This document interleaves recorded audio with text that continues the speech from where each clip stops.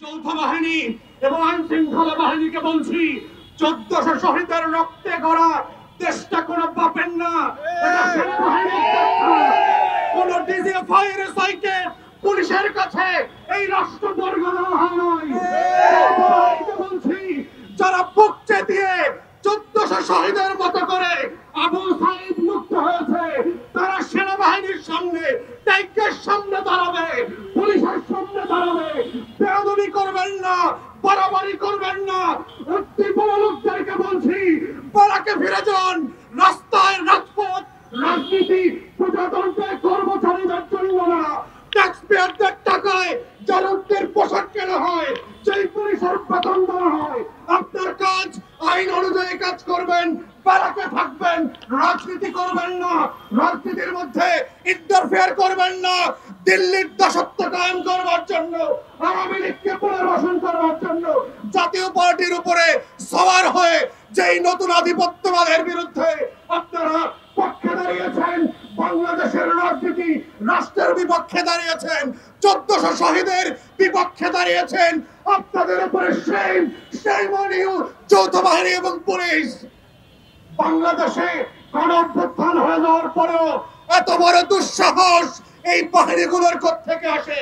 পুলিশের এত বড় সাহস কোত্থেকে আসে? সেনাবাহিনীর এত বড় সাহস কোত্থেকে আসে? তারা কি গত বছর কোন শিক্ষা নেয় নাই যে বাংলাদেশের জনগণ যারা জেগে উঠেছে, যারা এখনো প্রতিদিন এবং প্রতি রাতে এই দেশের স্বাধীনতা এবং সার্বভৌমত্বকে পাহারা দিচ্ছে, তারা যৌথ বাহিনী ট্যাঙ্কের সামনে দাঁড়াবে।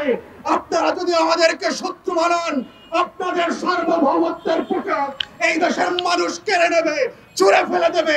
এই সেনাবাহিনী, এই যৌথ বাহিনী, এই পুলিশ ট্যাক্সের টাকা দিয়ে পালবার কোনো দরকার নাই। এদেরকে প্যাকেট করে ভারতে পাঠায় দেন। দিল্লির গোলামদেরকে আমরা ট্যাক্সপেয়ারদের টাকায় পুষবো না। ওদেরকে ভারতের কাপড় কিনে দেন, বিএসএফ এর পতাকা দিয়ে ওদের সাহসগুলোকে, ওদের শরীরটাকে মোড়ায় দিল্লিতে পাঠায় দেন। আমরা আজাদির বাংলাদেশে কোন গোলামকে প্রজাতন্ত্রের কর্মচারী হিসেবে দেখতে চাই না। তাই আমাদের দাবি খুব পরিষ্কার।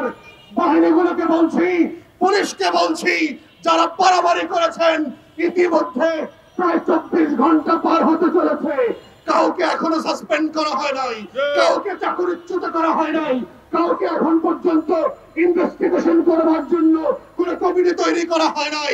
ইতিমধ্যে এই 24 ঘন্টা পার হওয়ার আগে যদি আপনারা না করেন, বাংলাদেশের গণঅভ্যুত্থানের সকল শক্তি একত্রিত হয়ে যৌথ বাহিনী এবং পুলিশের বিরুদ্ধে দাঁড়াবে।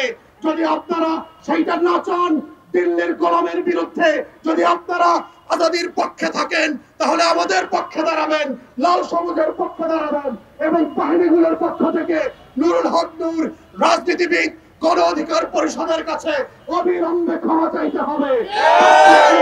এই নষ্ট কোন বাহিনীর কাছে বিক্রি করে দেওয়া হয় নাই এবং দেওয়া হবে না। আমাদের এই গণ অভ্যুত্থানের লড়াই চলছে এবং চলবে।